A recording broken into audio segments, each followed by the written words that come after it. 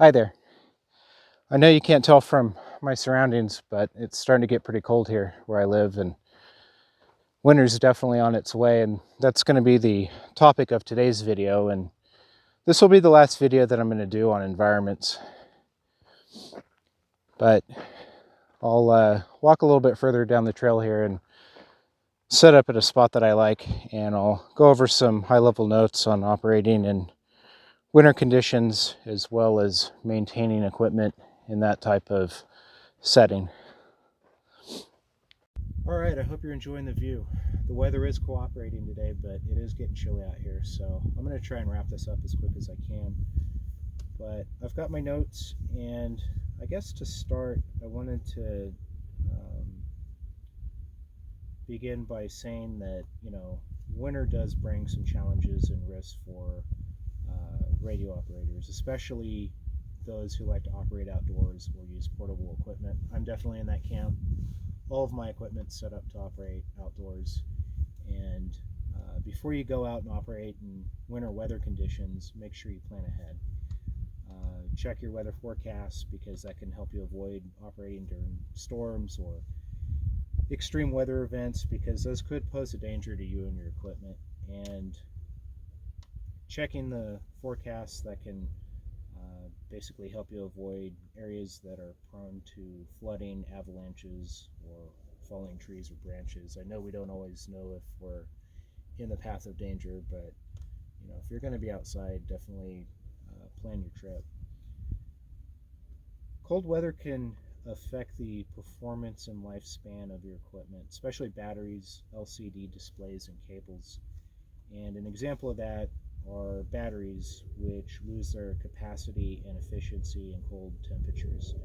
And it's important to keep them warm if you can. You can use insulated cases or pouches, or wrap them in a blanket.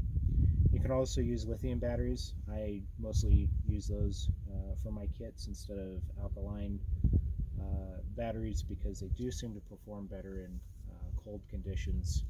And I've read a little bit about others that use lithium batteries in colder conditions, and they seem to basically say the same thing. As far as maintenance is concerned, though, condensation, that's something that can form on your equipment when you move it from a cold environment to a warm one, or vice versa.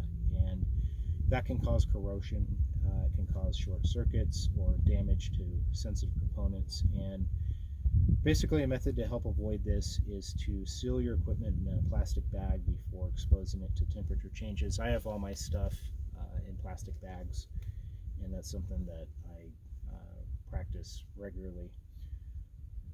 If you're going to bring cables out with you into the field, which I think a lot of people who operate outdoors do, those can become stiff and brittle in cold temperatures, and it makes them prone to cracking or breaking. And so using a pliable cable is something you may want to consider in low temperatures. You can also use heat shrink tubing or electrical tape to protect the connectors and joints from moisture and damage. When I usually go out to the desert and set up my equipment, I do use electrical tape. That's something that's helpful to keep dirt and dust and moisture out. You definitely want to clean your equipment regularly. Dust, dirt, grease, moisture, all those things do accumulate on your equipment over time, and those are things that will affect the performance and reliability of your equipment. You can use a soft cloth or brush to wipe off any dirt or dust from the surface of your equipment. I sometimes will use compressed air, but you can also use a vacuum cleaner to remove any dust from the vents or openings. You can also use alcohol or contact cleaner to clean any contacts or switches. You do want to avoid using water or harsh chemicals, because those could damage your equipment over time. You definitely want to check your equipment for any signs of wear and tear, such as cracks, loose connections, frayed wires, corroded terminals, or burnt components. And so if you notice any of that stuff, just replace any damaged or faulty parts as soon as possible. Before you go out to operate in winter weather conditions, make sure your equipment is working properly and calibrated correctly. And You can do that by using a multimeter to check the voltage and current of your power supply and batteries. You can also use an SWR meter to check the impedance match between your transmitter and antenna, or an antenna analyzer, and you can use that to check the resonance and bandwidth of your antenna. Also a dummy load to test your transmitter output power and modulation. When you're not using your equipment, try storing it in a dry, cool, and ventilated place. Avoid exposing it to direct sunlight, heat, humidity, or dust. And you may want to remove the batteries from your equipment and store those separately. And cover your equipment with a cloth or a plastic bag to protect it from dust and moisture.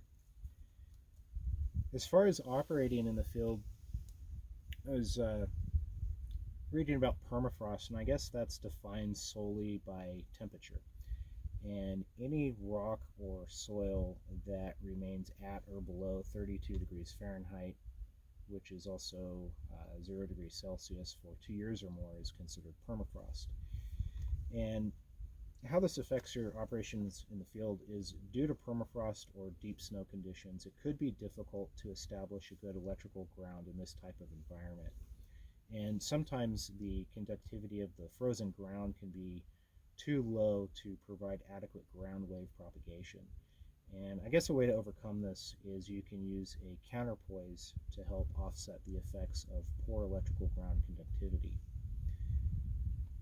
So if you're setting up an antenna, you may want to use guy wires and stakes to handle the load from ice, snow, and wind. I know out here sometimes I'll set up just a portable antenna, and it can get pretty windy, and that does make it difficult to operate. One of the extreme elements winter conditions can present are definitely blowing snow, which can get caught in your dials or into your radios wiring, which can lead to shorts. And as I mentioned earlier, you just want to regularly inspect your equipment in austere environments.